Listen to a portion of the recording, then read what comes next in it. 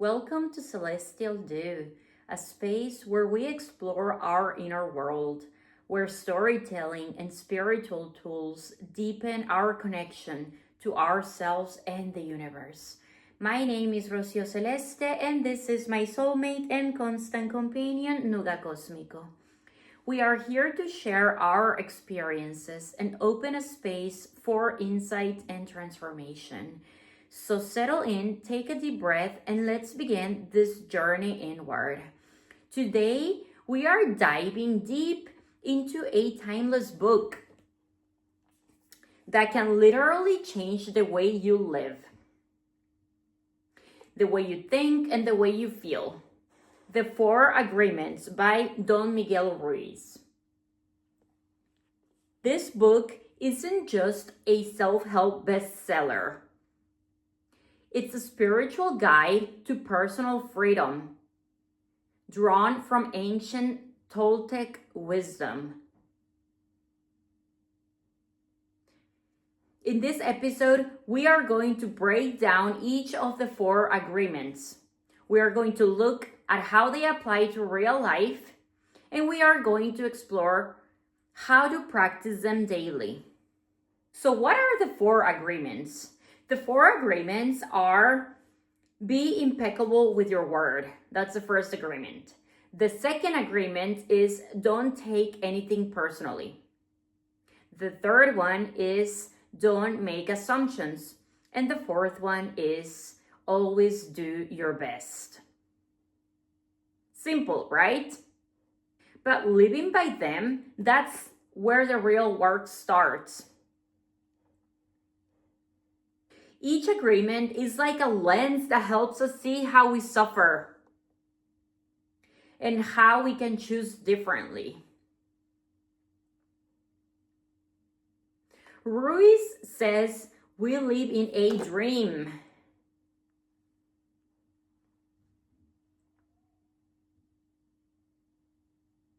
A kind of societal conditioning, full of limiting beliefs and judgments. The four agreements help us wake up from that dream. Let's break each one down, and I'll also include some exercises or journal prompts you can try at home. Let's begin with the first one. Be impeccable with your word.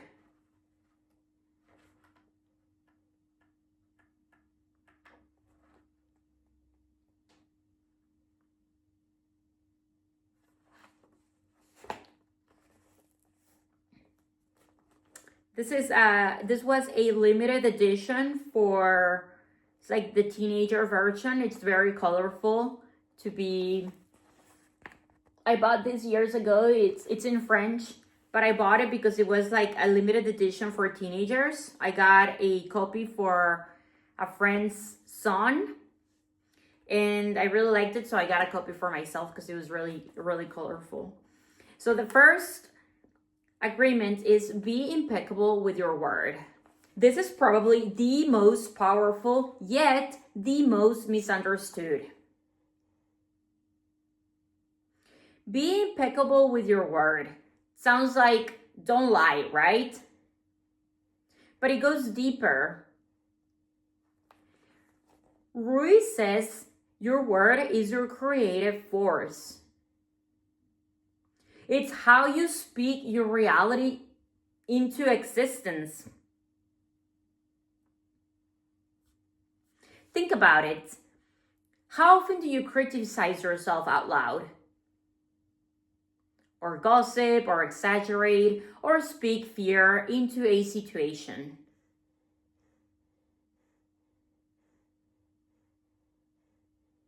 To be impeccable means to speak with integrity.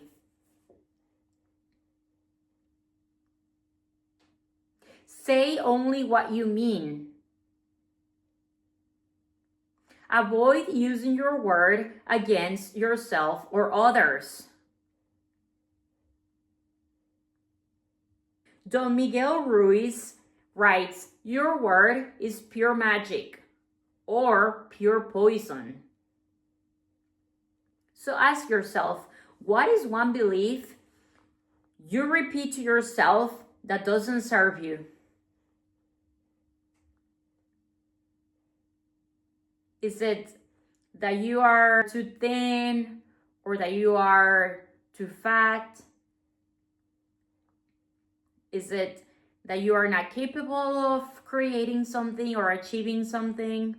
Is it that you are poor, that you come from a broke family, that's all you've known and you cannot change it? Is it that you don't like your skin color, or your height, or the size of your eyes, or your nose? Or is it that you're not capable of getting a better job? Or that you're not good at something and you cannot learn it? What's one belief that doesn't serve you that you keep repeating to yourself? Try changing it. I invite you to journal. I invite you to write this prompt on your journal, and the answers will come from you, from your soul. Your subconscious will give you the answers once you start writing. What would it look like to speak truth that empowers instead? To say words that, instead of diminishing you or disempowering you, it's going to empower you. What would it look like? What would it mean?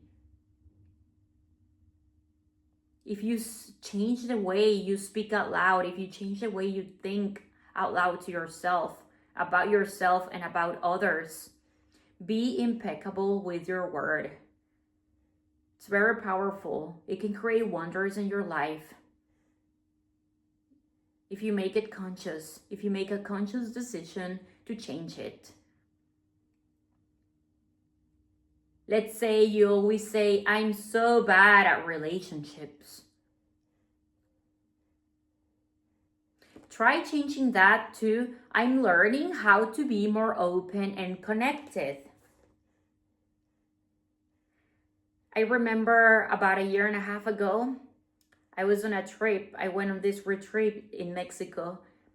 And one of the participants at the retreat said that she didn't have any friends. She said that she didn't have any friends. And I found that interesting. And I said, what do you mean? She said, I'm just not good at making friends. And I saw her I was with her at the retreat those days. And I said, but you are so kind and approachable and friendly. Why will you say that? And she says, I just don't have any friends. And I told her, how about you change that thought and you say, I'm open to make new friendships. I'm learning to make new friendships. And she was surprised because she had never thought of that. She was in her 40s. And she had never thought that there was a possibility of changing something that she thought was true. That was a belief that she had, a judgment that she had that wasn't true, because she was kind and friendly and patient and smart and everything. Why wouldn't she have any friends? It's because that's the thought that she had told herself, and she had created a reality for herself. But it never occurred to her that she could change the thought and say, oh, I'm learning how to be more open. I'm learning how to make connections. I'm learning how to make new friendships. I'm open to friendships. And things started changing. But it was very surprising to see that she was surprised that she could change her thought. Because for her, it was like, that was it. That was a fact. And then when me and another girl said, well, how about you start changing that thought too? I'm open. And it's like, oh, wow, I never thought of it. I never thought about changing that thought. For her, she was in her late 40s and she worked a lot and she was very good at what she did. But she didn't have a social life or more like that, like other connections that were not her coworkers. This was very interesting. So that's just one example. If you were to say, I'm so bad at relationships, try changing that thought. If you think you are overweight, for example, try changing that thought to, oh, I am becoming fit. I'm exercising to become fit and healthier, to feel healthier and to feel better. You are not stuck to one thing just because it has been that way for a long time. Nothing is set to stone. You have the power to change it.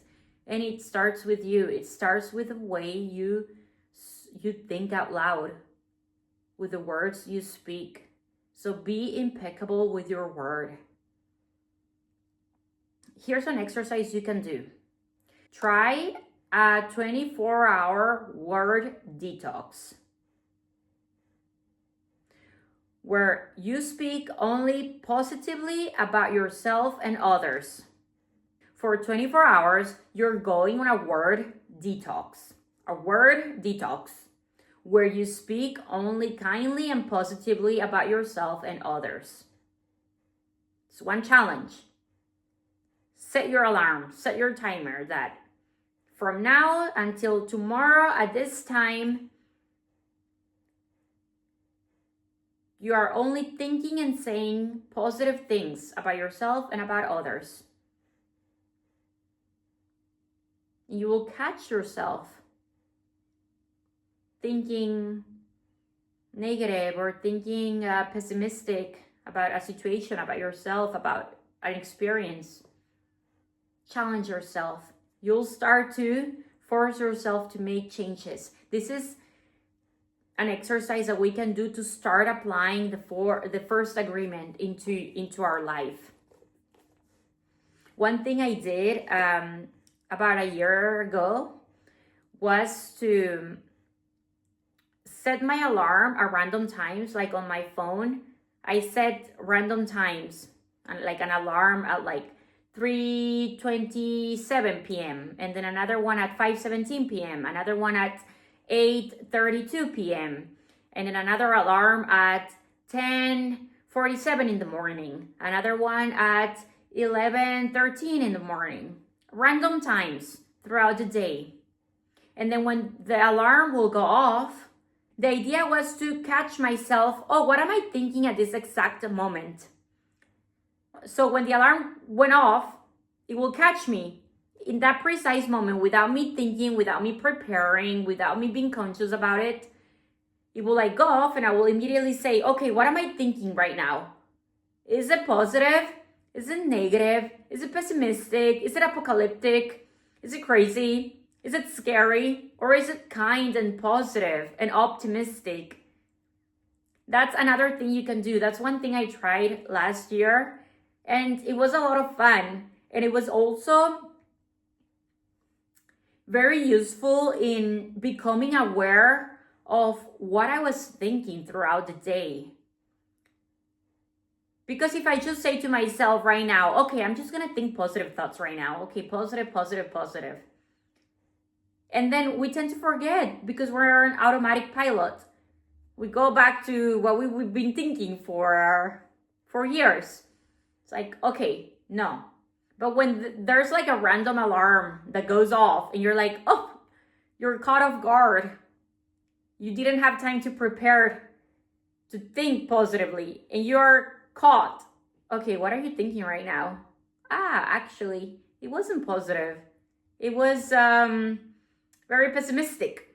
I was having a very pessimistic thought right now. Okay, interesting. The alarm went off and I caught myself. Right now, actually wasn't that. And then later, the next alarm, later in the day, and then later in the day, and the next day the same. It's fun. You can do it for a week. And you will start becoming aware of the many times that our thoughts and our words are sabotaging us, are limiting us. I invite you to try it. You're gonna have a lot of insight from this exercise. Do the 24 word detox, but then also try the alarm. That's what I did, and it was very insightful. It made me become more aware of the self-sabotaging thoughts that I was having and the way I was punishing myself and beating myself up too harsh. I was very judgmental towards myself. I was so all the time with my thoughts. I was not kind to myself, but I learned to change that. And it's something that I've been doing for years, ever since 5 years ago, the summer of 2020. It's when I became aware for the first time that I was very harsh with myself. And I worked on it. I worked on reprogramming all of that. But the exercise where you set your alarm at random times, it's something that I learned last year. And that was a lot of fun because it made me aware that I still had work to do when it came to that. Try that. Be impeccable with your word. Now, moving on to the second agreement.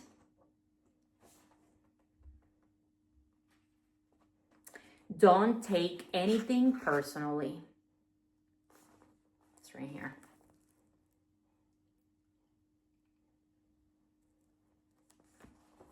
This one is a game changer and one of the hardest, to be honest. When someone insults you, when someone ignores you, when someone even praises you, it's not about you.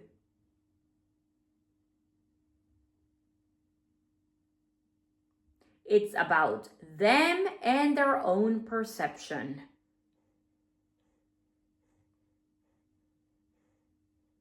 Their own dream. Remember, we are in a dream and we see life through a specific lens, through our own perception. So if someone gives you a compliment, it's from their own perception, from their own dream. When someone ignores you, when someone insults you, when someone's rude to you, mean to you, it's from their own perception. It's not about you, it's about them. Don't take anything personally, whether positive or negative. Because in reality, nothing is good, nothing is bad, everything is neutral. And because nothing others do is because of you. It's because of them. That's why they act in a certain way. Because of them, not because of you. If someone calls you lazy, that's their judgment, not your truth. If you believe it, that's your choice.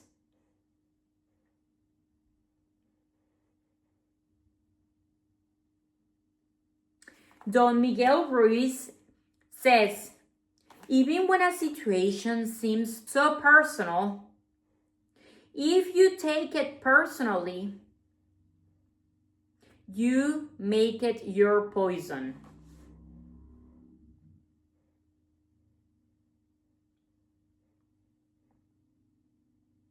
For example, if a friend ghosts you, instead of spiraling into, oh, what did I do wrong? What did I say? What did I do wrong? What happened? Realize it's about their choices, not your worth. Don't take it personally.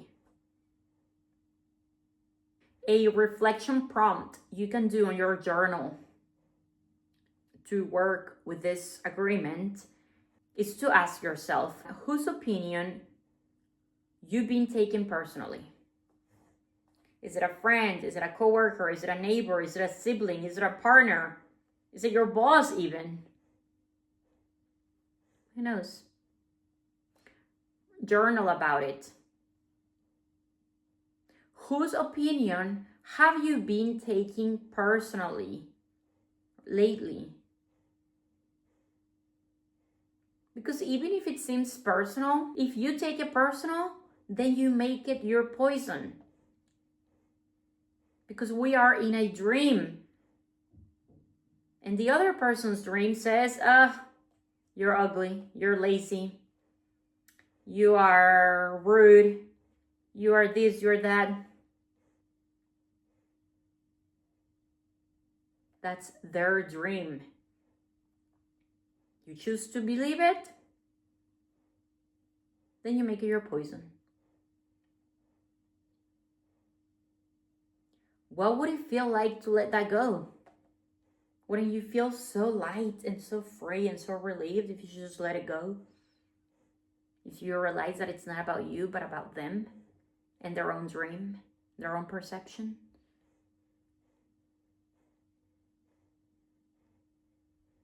So challenge yourself. The next time you feel triggered by someone's words, what are you going to do? You're going to pause and ask, is this about me or about them?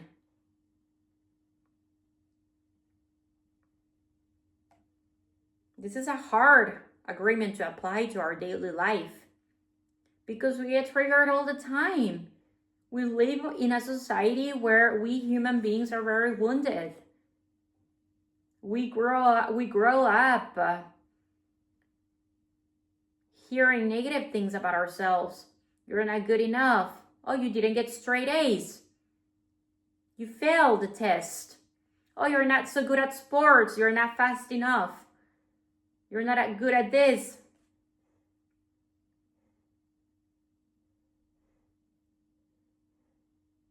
We live in a society where there's a lot of comparison and a lot of competition and a lot of critique and judgment. You know, you go to school, you get your homework corrected. It's like all these red marks on your homework, on your paper. Oh, you got this answer wrong and this is wrong. So it's very easy for us to get triggered as adults because when we were little, we heard a lot of things. We received a conditioning that made us believe we were not worthy enough or good enough or lovable enough or kind enough or pretty enough or athletic enough or who knows. This is why applying this second agreement to your daily life is a game changer. Challenge yourself. Next time you get triggered, what are you going to do? You're going to pause and ask yourself, is this about me or is it about them? It's about their own perception. But why do we make it our own? Why do we take it personally? Because we're so used to it, because we grow up like that. So it's not your fault. You're not responsible for the conditioning that you received as a child. You are not responsible for the programming that you received growing up. But you are responsible for the way you live your life now. You get to change it if you so choose to. Nowadays, we have all these beautiful tools and we have access to all this wisdom and all this ancient knowledge. We have all this free information so that we can change our lives. All it takes is a decision. You are one decision away from changing your life. It starts with you. It starts in your head. It starts in your thoughts. You start changing. And this may sound simple, but it's very challenging to not take things personally. So challenge yourself. Pause and ask, and also journal about it. Whose opinion have I been taking personally lately? Journal. You'll be surprised at the things that come out as you start writing. I invite you to do it with a pen or pencil. and to do it on paper. It's okay if you type, it's okay if you like working on your computer or on your iPad. I love working on my computer too. But for certain things, for things to come out of my subconscious and when I want to receive answers from my soul directly, I prefer pencil or paper. Pen or pencil on paper. It's an invitation. I'm throwing it out there and it's there for the taking. Ready to move on to the third agreement? Let's do it. The third agreement. Don't make assumptions.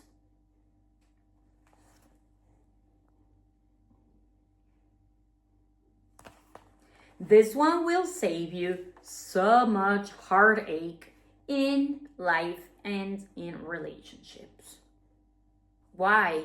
Because we always make assumptions. We always think we know what people mean.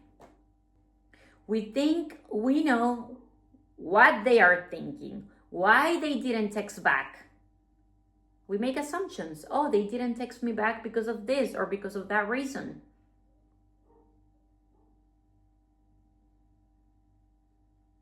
We assume, then we react. And Don Miguel Ruiz says, stop that. Stop. Ask questions. Communicate clearly. This will save you so much heartache in life and in relationships.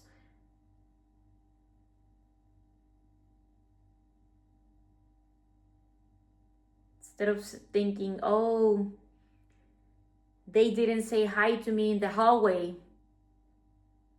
What did I do to them that caused them to ignore me? They didn't wave at me. Instead of thinking, oh my God, they're mad at me, why don't you just ask? Oh, I saw you the other day. You didn't wave. You didn't say hi to me. Turns out the person was lost in their own thoughts. Maybe they had a problem. Maybe they just got out of a job interview and they were nervous. Maybe they had like a funeral. You don't know. You don't know what's going on in their life. And you thinking that they didn't wave back at you has to do with you. You made assumptions. When in reality, once again, it had nothing to do with you. And here you were thinking that you know why. Maybe it's something you said or something you did, or maybe they were just mad at you for X reason.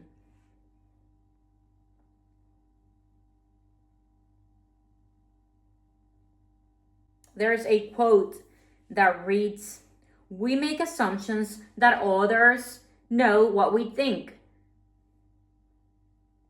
And we don't have to say what we want." Sad, isn't it? That's so sad when we have a mouth and 2 ears to communicate clearly with each other. We have the gift of language. We human beings were given the gift of communicating verbally, also by writing.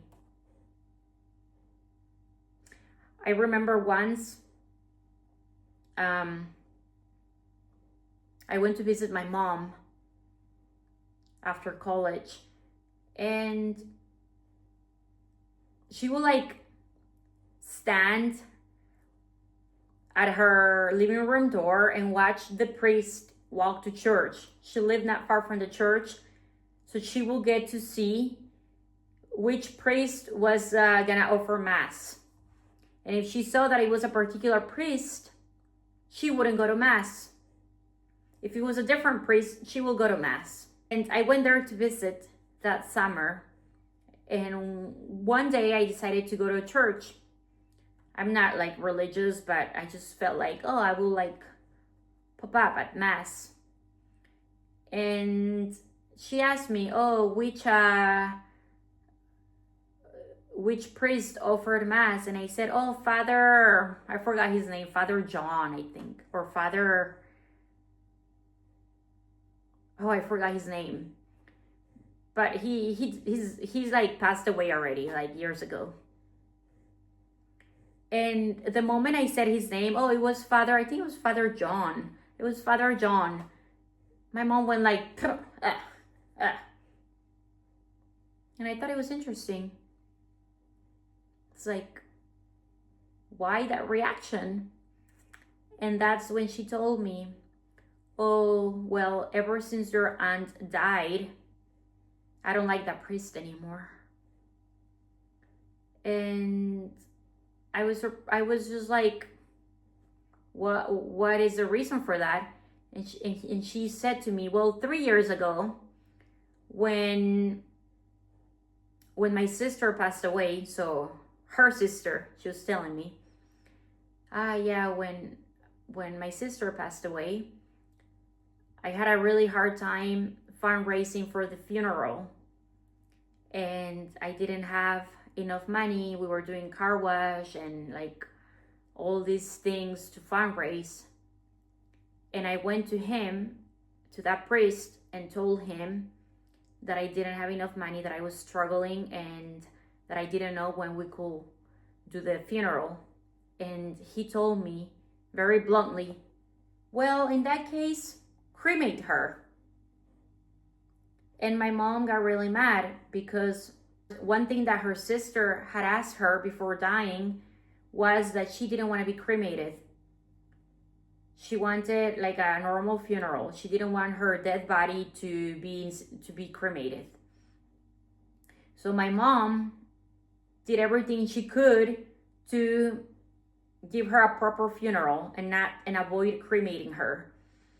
But what really was very annoying for my mom, and it really hurt her, was the fact that my aunt, she was very involved in that church, and she like donated a lot of her time and a lot of her energy to the church activities, and she will like make sure things were good. And whenever it was that priest's birthday, she will like organize something with the nuns and with like the church staff, because she really liked that priest. She thought that priest was very kind and very patient. He was very old. And my aunt died when she was pretty young. She wasn't even 50 years old. So when my mom went to him and said that, and their response she got back, instead of saying, oh, well, yes, let's do other things, let's sell cookies or something, or I don't know what my mom was expecting. But when she went to him, she approached him with the concern that she was like fundraising all the money for the funeral, and my mom told her, oh yeah, like I don't have enough yet, I don't know when we can do the funeral. Instead of him offering alternatives, like to postpone the date or something, he just said, well, in that case, cremate her.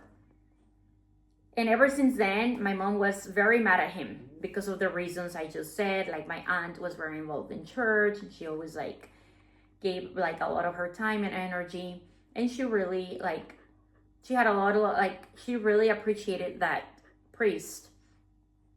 So my mom told me this 3 years after the event happened, and I was listening attentively. And then I told her,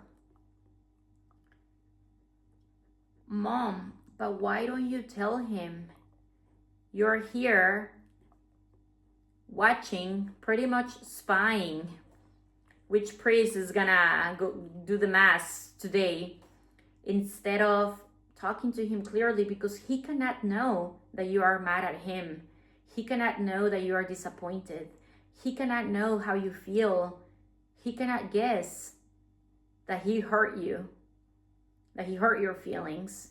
He cannot guess that that's what happened. Maybe he just said it like that, and he didn't think that it was gonna be that meaningful to you.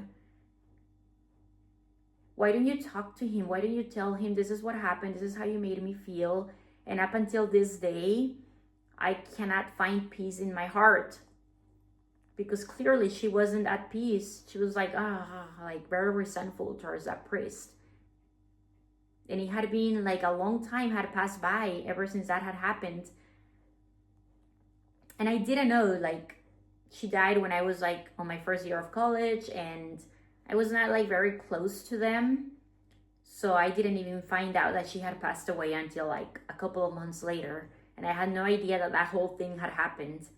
When I found out, it was already like Christmas time, and she had been dead for months already. But I said that to my mom, and I didn't know that she took my advice. At the time, I had not like read this book yet. I didn't know about the 4 agreements. It was something that just came to me, and I was inspired to tell her what I thought when it came to this situation. So I told her, and I didn't know that she was going to take my advice or that she thought it was useful. But I learned later, she told me later that, days later, that she wrote a letter. She didn't have the courage to approach him in person and tell him verbally. But what she did, she wrote him a letter stating everything. This is what happened. This is how my sister felt, and this is what she didn't want, and this is why I was doing all of this, and this is what you did, and this is what you said. I found that you were very mean. What's the point of being a priest if you're not like kind? She basically put everything in the letter, or all her feelings and her thoughts and her disappointment, which is valid. And she took it to church. She gave it to the secretary, and when the priest got it, read the letter, she asked the secretary to call my mom and asked her to come talk to the priest, to come talk to him. So, okay. He got the letter, read it, and immediately asked to see my mom. So my mom went to talk to him, and he had the letter in his hand. And he said, "Oh, nice to see you, this and that." And they talked.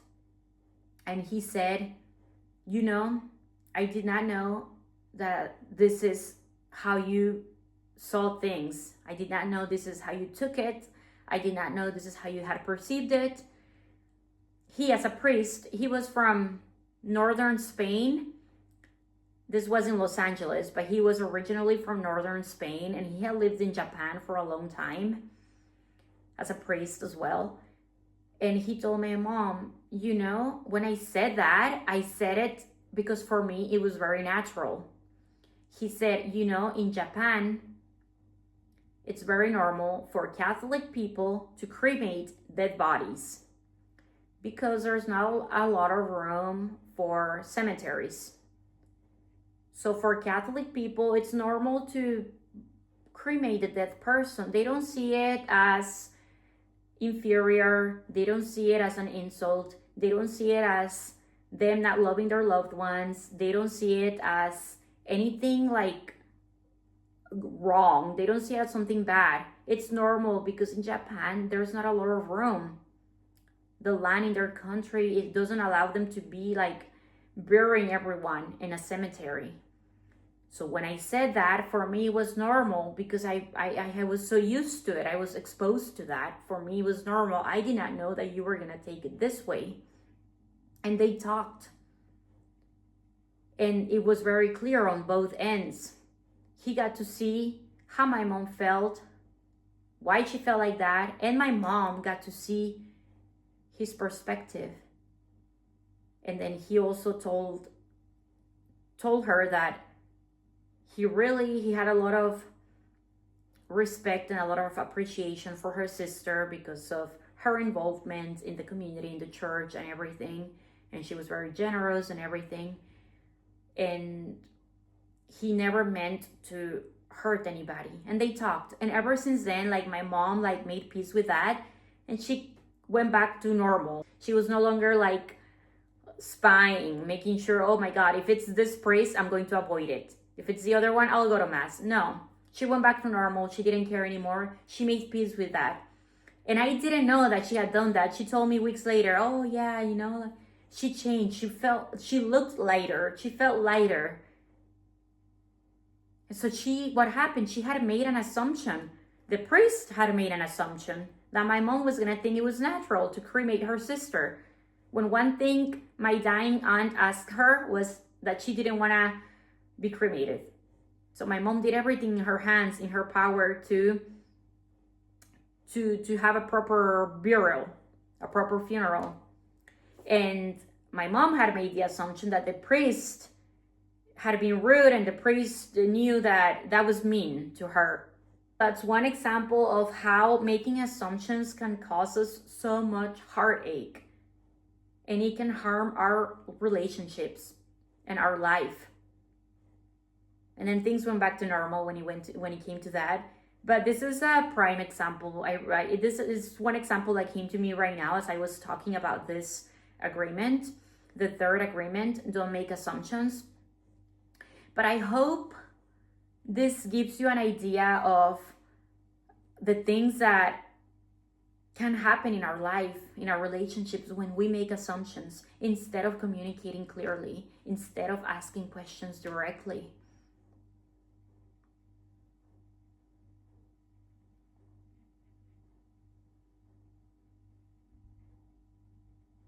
And it doesn't have to be that extreme. It can be like, oh, your partner is very quiet, and you assume that your partner is mad at you because they are quiet. And instead of asking, you get cold. They are quiet and you assume they're mad at you, so you get cold.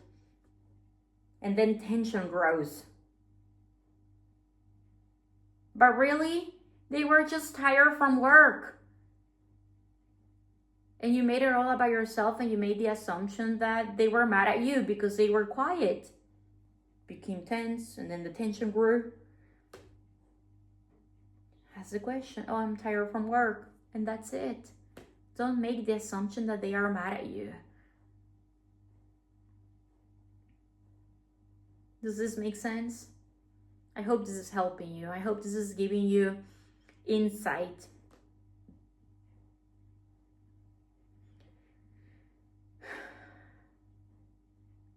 So one reflection prompt that you can do on your journal to work with this third agreement is to ask yourself, where in your life are you assuming instead of asking? Right? Where in my life am I assuming instead of asking? Journal. Answers will come, I promise you.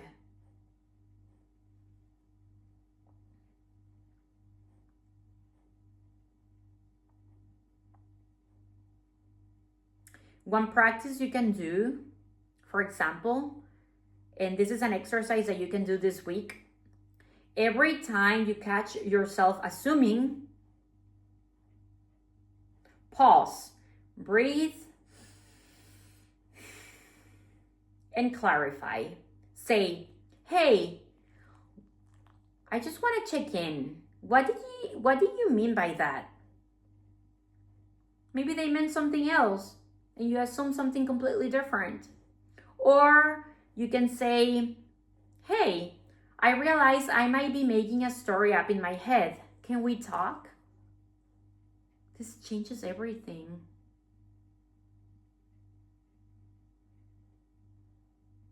We are human beings. We live in a dream. And we are meant to be here happy and connect with others. We're social beings.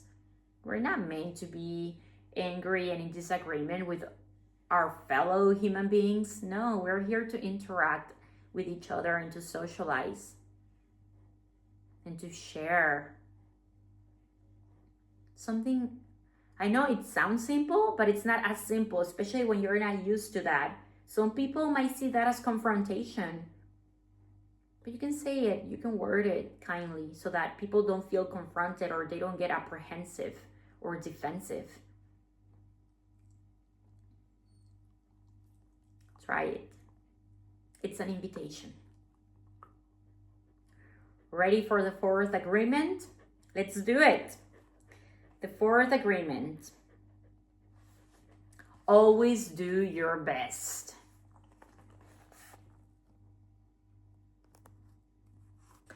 The fourth agreement puts it all together.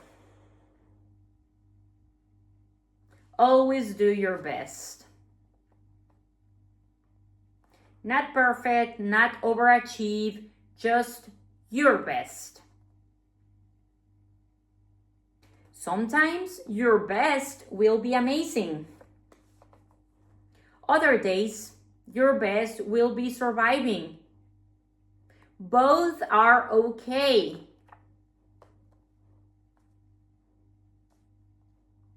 Don Miguel Ruiz says, when you do your best, you avoid self-judgment, self-abuse, and regret. Because you knew that you did your best.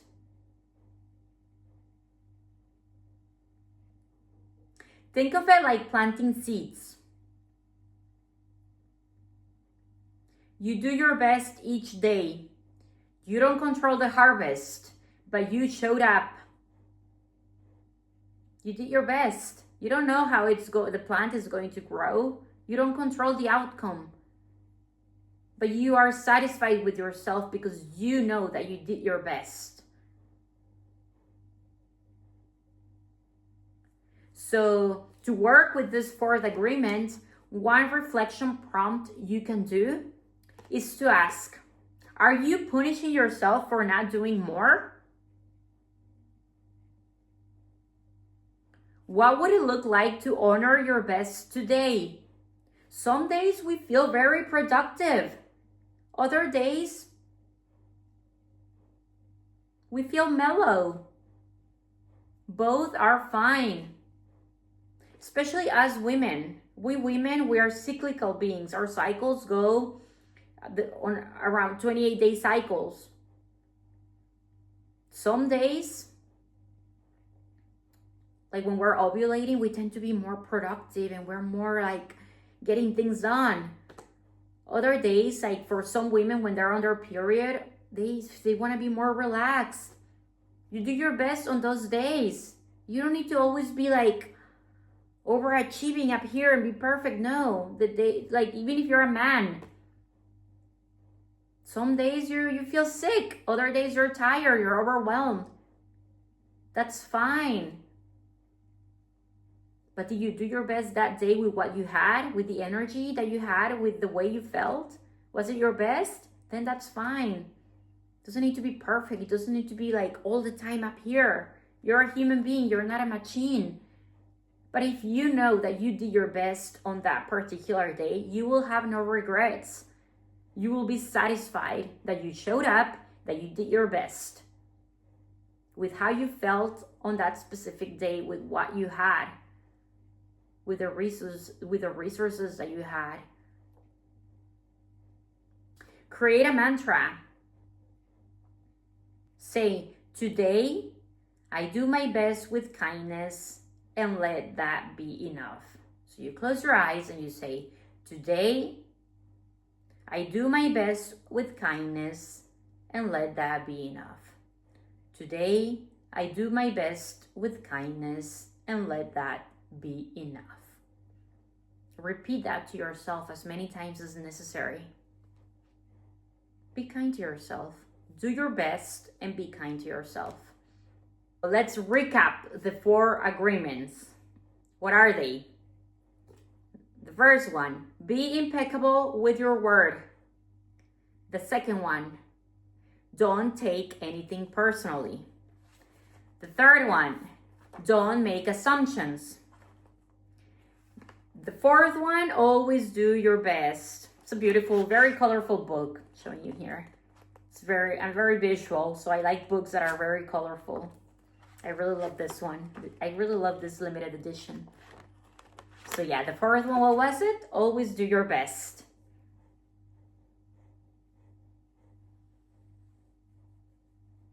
I know that Nuga Cosmico doesn't have to worry about that because he's always very loving, very kind, very patient, he's just so amazing. I bet dogs don't have regrets because they're always so kind and so loving. We can learn a lot from them.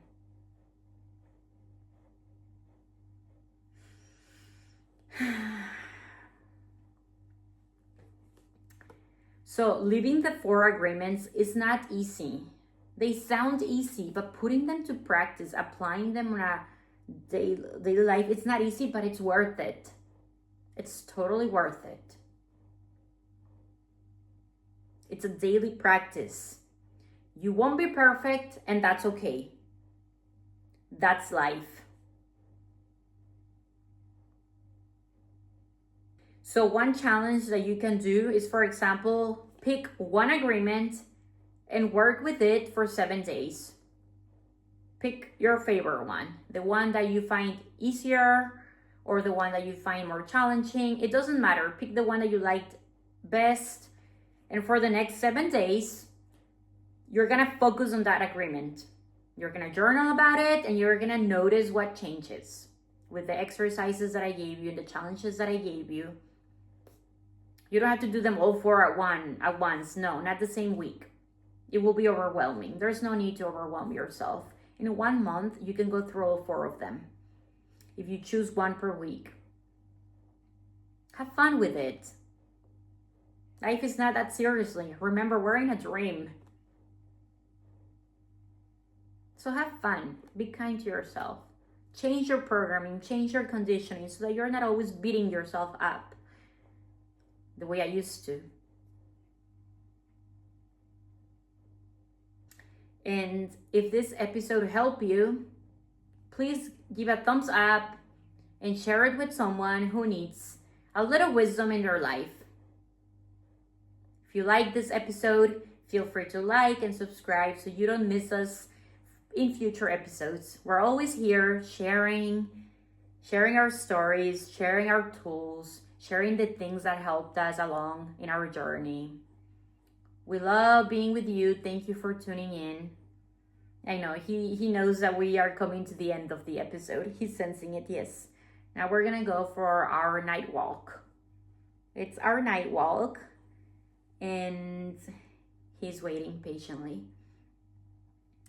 Thank you for being here with us. Thank you for tuning in. Until next time, keep growing, keep questioning, and above all, keep showing up for your soul.